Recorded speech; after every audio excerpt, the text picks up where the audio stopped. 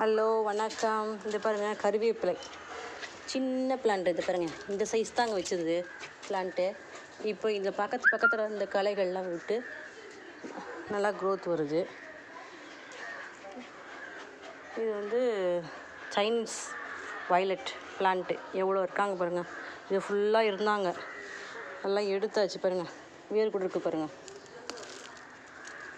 இது பாருங்கள். இதை வந்து இப்போ தான் ரீசெண்டாக கட்டினதுனால இருக்கிற பிளான்ட்லாம் எடுத்துகிட்டு இருக்கோம். அது 2 தொட்டியில் மட்டும் இந்த சைனீஸ் வயலட் பிளான்ட் இருக்குது. பூக்கள் இல்லை.